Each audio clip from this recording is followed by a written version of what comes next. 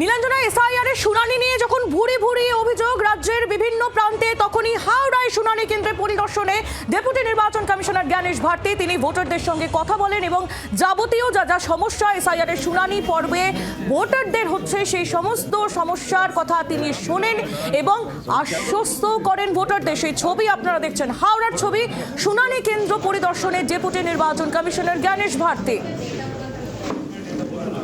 ইতিমধ্যে এসআইআর এর যে পর্ব চলছে রাজ্যে, পশ্চিমবঙ্গে যে এসআইআর পর্ব চলছে তা নিয়ে যথেষ্ট ক্ষুব্ধ জ্ঞানেশ ভারতী।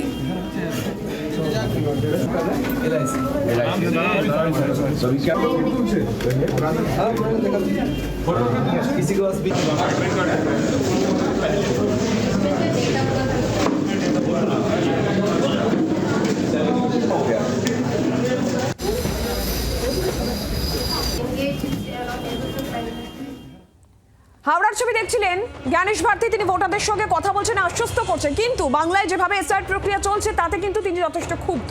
ডেপুটি নির্বাচন কমিশনার একাধিক নির্দেশ দিয়েছে, কোথাও একজনের নামে 350 ম্যাপিং হচ্ছে, কোথাও ম্যাপিংই হচ্ছে না, তাই খসড়া তালিকায় নাম নেই। এই সমস্ত বিষয়গুলো নিয়েই ক্ষোভ প্রকাশ করেছেন তিনি এবং এটাও বলছেন যে এভাবে চলতে থাকলে নির্দিষ্ট সময় ভোট কিভাবে হবে সেই নিয়েও সংশয় প্রকাশ করেছেন জ্ঞানেশ ভারতী।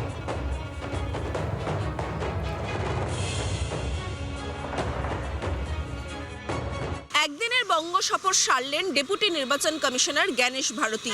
সেই জায়গায় তিনি একেবারে সিও দপ্তরের আধিকারিকদের সঙ্গে বৈঠক করেন, ডিওদের সঙ্গেও কিন্তু বৈঠকে বসেন তিনি। এবং যেটা সূত্র মারফত জানা যাচ্ছে যে এসআইআর কাজ সহ ভোটের কাজ নিয়ে চূড়ান্ত রকমের বিভ্রান্ত কিন্তু তৈরি হয়েছে এবং এই গোটা বিষয়টা নিয়ে কিন্তু যার পরনাই ক্ষুব্ধ তিনি।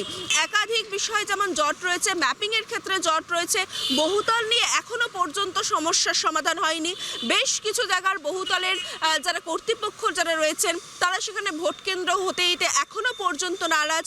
দ্রুত তাদের সেই সমস্যা সমাধান করতে বলা হয়েছে ডিওদের এবং এইভাবে যদি কাজ চলে তাহলে নির্দিষ্ট সময় কিভাবে ভোট হবে সে নিয়ে তিনি সংশয় প্রকাশ করেছেন। ফলত এসআইআর এর কাজ যে বারবার বিরোধীরা অভিযোগ করছিলেন যে কোথাও একটা বিভ্রান্ত তৈরি হচ্ছে, সেটা কিন্তু আবারও নতুন করে স্পষ্ট হচ্ছে। ক্যামেরায় নবীনের সঙ্গে রক্তিমা দাস, জি 24 ঘন্টা, কলকাতা। বাংলার আওয়াজ, বাঙালির আবেগ, জি 24 ঘন্টা।